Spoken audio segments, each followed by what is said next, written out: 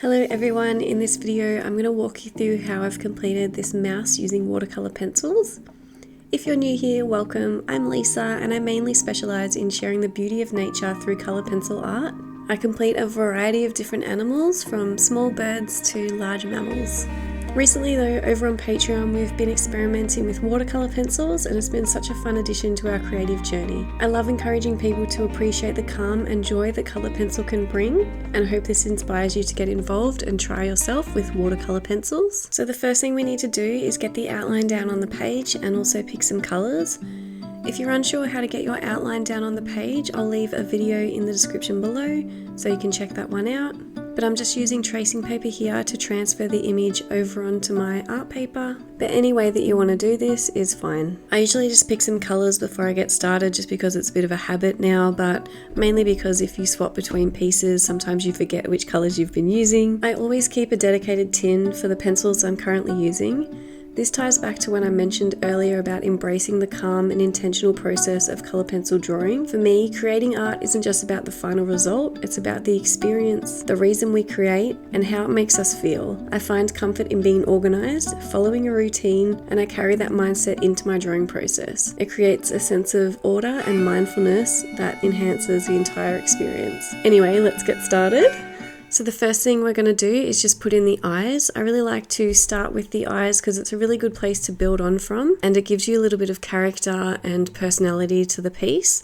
So the first thing we're going to do is going with a really sharp black pencil, put in the outline that you can see, and then we're going to start to use some of the colours that you can see in there. So I've started to use some of the light ultramarine, burnt ochre, getting darker with some of the Van Dyke brown, and then going over again with the black. When you're blending down with your watercolour brush, you just want to make sure that you're going in with the very tip of the brush. Wet the brush in the water and then wipe it off on the side of the glass, and then you can even wipe it on your hand just to make sure it's really dry.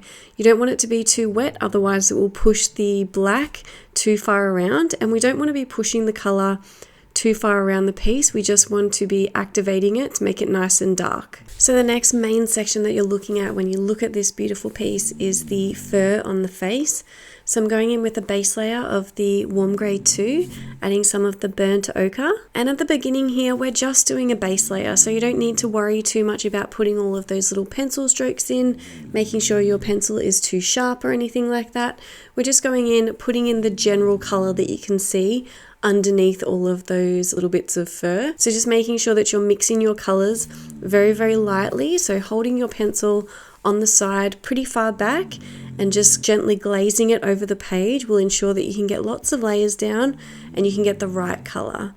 And when you're going down and wetting down your page, you want to make sure that your brush is only a small one, because you don't want to be moving everything too far around. You just want to be able to blend all of those colours together to get that general base layer that you're looking for. One of the best things about this tutorial is that you can also do it in your own time, and while we wait for one section to dry, we can just move on to the next section. So now we're going into the nose and the mouth and starting to add in this base layer of these ones. Then we can wet that all down, and while that dries, then we can move back onto the little details on the face. So before you get started, just make sure that you have the right tone and the right colour.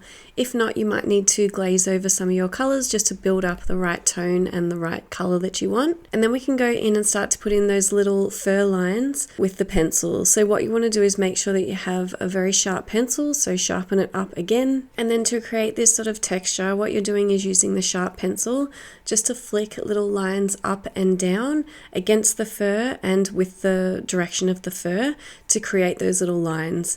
You're going to do this with all of the different colours, so you're going to be using your burnt ochre, some of the Van Dyke brown, a little bit of the burnt sienna, and then glazing over if you need to dull the colour down with some of the warm grey 2 or cold grey 2. The tip to creating thick sort of looking fur texture is just to go in with a lot of layers.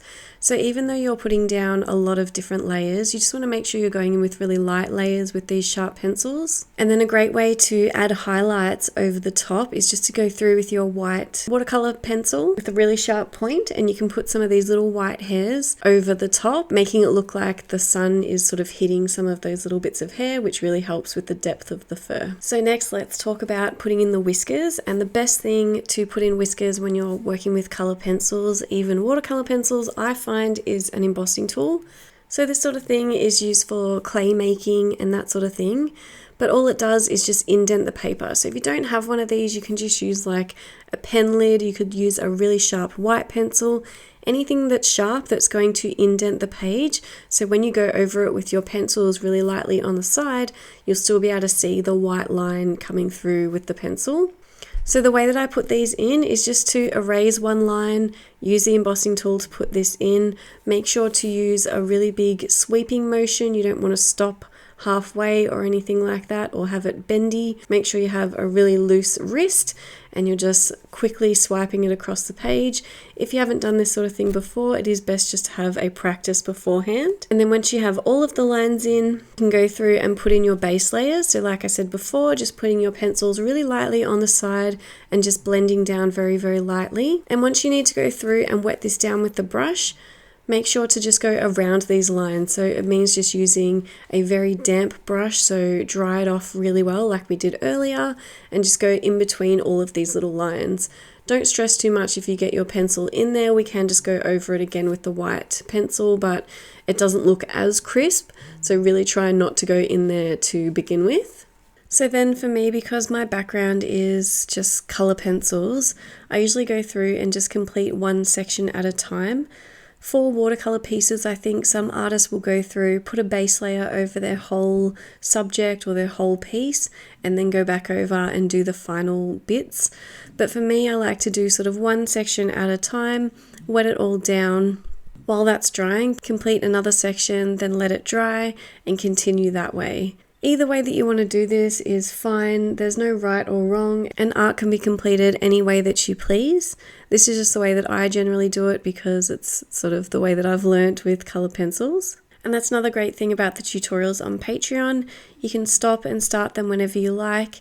There is also settings where you can speed up or slow down the tutorials if you feel like you need to go faster or you would like to see things a little bit slower. As you go through, I explain all of the colours that I'm using and explain the techniques along the way. So although I'm referring to this piece as a mouse, it does have a big bushy tail, which is not a mouse at all. This is an artist who has completed this piece digitally, and I'm using it as a reference photo royalty free. So it does have this nice big bushy tail, which is not really what mice have, but it's really enjoyable to put in. So we just go in with the base layer, and when you go to the back of the animal or where the fur is getting longer, you want to make sure that you're putting in the fur strokes that are a little bit longer and mimicking the fur that you can see. So if it's longer fur, you want to go in with longer pencil strokes, and for the shorter fur, you want to make sure you're going in with shorter pencil strokes.